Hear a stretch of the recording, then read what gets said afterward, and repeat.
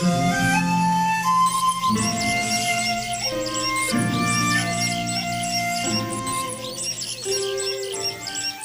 The lord.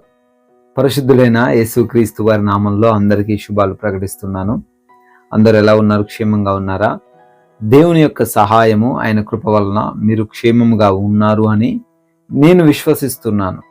మీ జీవితాల్లో ప్రతిరోజు దేవుడు సహాయం చేయటం వలననే మనం జీవించగలుగుతున్నాము అని మీరు గుర్తెరగాలి అని నేను కోరుకుంటున్నాను. ఈరోజు దేవుని ఒక వాక్యాన్ని చూద్దాము. నిర్గమకాండం 14వ అధ్యాయం 3వ వచనం. Exodus chapter 14 verse 3.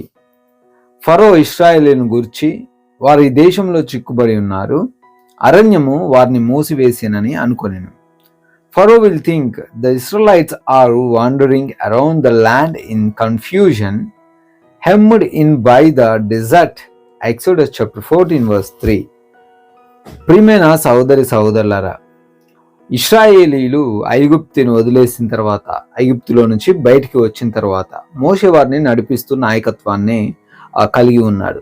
అయితే ఈ సమయంలో కొంచెం దూరం వచ్చిన తర్వాత ఎక్కడైతే ఎర్ర సముద్రం ఉందో ఆ ప్లేస్కి రాగానే వాళ్ళకి ఎక్కడ కూడా దారి కనిపించలేదు.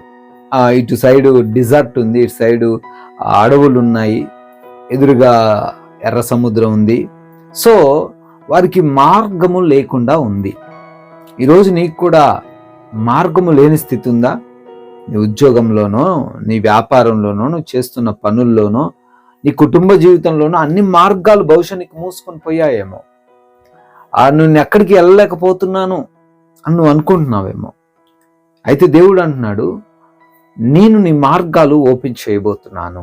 ఆమేన్. మూసుకుపోయిన మార్గాలతో నువ్వు చింతిస్తుంటే దేవుడు మాట్లాడుతూ ఉన్నాడు, దేవుడు నీకు సహాయం చేస్తాడు అని.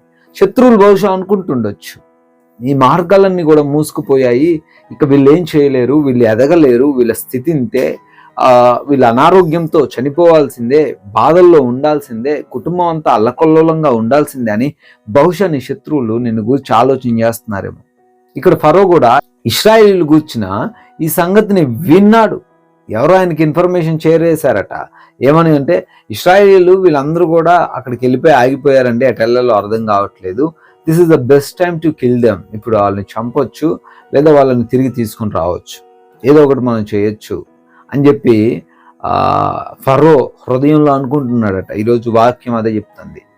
శత్రువులు కూడా అనుకుంటున్నారు నిన్ను గూర్చి, నువ్వంటే పడని వాళ్ళు కూడా అనుకుంటున్నారు నిన్ను గూర్చి. కొన్నిసార్లు నీ బంధువులు, నీ స్నేహితులు కూడా నీ గురించి అనుకుంటున్నారు, వీడి పని అయిపోయింది, ఏం పని అయిపోయింది, ఇంకప్పుడు బయటికి రాలేదు.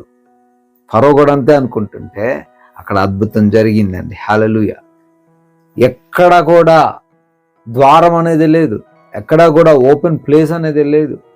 యాక్చువల్గా అయితే మన వ్యూలో చూసుకుంటే, ఈ లోకానుసారంగా చూసుకుంటే ఫరో చేతిలో ఖచ్చితంగా చనిపోవాల్సిందే. కానీ దేవుడు పరిస్థితులను మార్చగలిగిన దేవుడు కదా.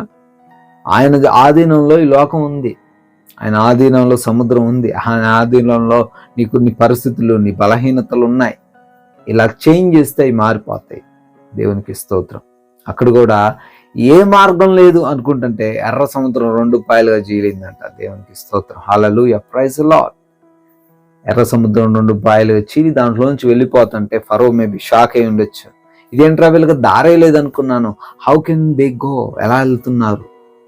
ఎర్ర సముద్రం 2 పాయలుగా చీలితే మధ్యలో ఒక మార్గము, ఆరిన నేలపైన వారు నడిచినని మనం చదువుకున్నాం.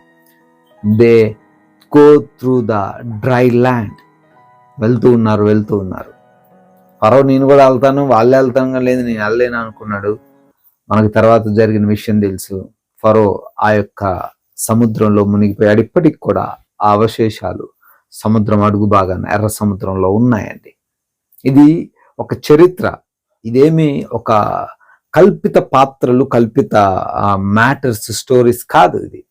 కాబట్టి ప్రియమైన వాళ్ళ, దేవుడు నీ జీవితంలో కూడా మూసుకుపోయాయండి నా ద్వారాలు, అంతా అయిపోయింది, ఇక ఆప్షన్ లేదు అని నువ్వు అనుకుంటున్నా, నీ శత్రువులు నిన్ను గురించి ఆలోచిస్తున్నా, దేవుడు అంటున్నాడు అంతా ఏం అయిపోలేదు, ఈ 2026లో నీ స్థితిగతులు మారబోతున్నాయి, నీకు నేను తోడై ఉండబోతున్నాను, నిన్ను చూసి నవ్విన వారే నిన్ను చూసి ఆశ్చర్యపోయే విధంగా చేస్తాను అని దేవుడు వాగ్దానం చేస్తున్నాడు. అందరూ కూడా ఈ వాగ్దానం రిసీవ్ చేసుకోండి. మీ జీవితాలు దేవుడు ఖచ్చితంగా మారుస్తాడు. May God bless you all. ప్రార్థిస్తాను. సర్వోన్నతుల స్తోత్రాలు. అవును ప్రభువా, అయా శత్రువులు బహుశా మా ద్వారాలన్నీ కూడా మూసుకుపోయాయి, మేమేమి చేయలేం, పట్టుబడ్డాము అని అనుకుంటున్నారు. కానీ అయా మీరు తెలియపరుస్తున్నట్లుగా మా ద్వారాలు మూసుకుపోయినప్పటికీ, మా పరిస్థితులు విరోధంగా ఉన్నప్పటికీ, మాకు బలహీనతలు ఉన్నప్పటికీ మీరు వాటన్నిటిని మరలా తెరవగలరని, మమ్మల్ని మరలా ప్రయాణింప చేయగలరని, మాకు తోడై ఉండగలరని, మమ్మల్ని ఆ సమస్యల నుంచి బయట పడవేయగలరని వాగ్దానం చేశారు ఈ రోజున. అందును బట్టి స్తోత్రాలు. అనారోగ్యంతో ఉన్న వారి కొరకు ప్రార్థిస్తున్నాము. మంచి ఆరోగ్యం దయచేయండి. ఆ కామెంట్స్ పెట్టిన ప్రతి బిడ్డ గురించి కూడా అడుగుతున్నాము. వారికి సంపూర్ణ ఆరోగ్యం దయచేయండి. వారికి ఉన్న ప్రతి అవసరతల నుంచి కూడా అయా మీరే తండ్రి సంపూర్ణ సమృద్ధిని దయచేయండి.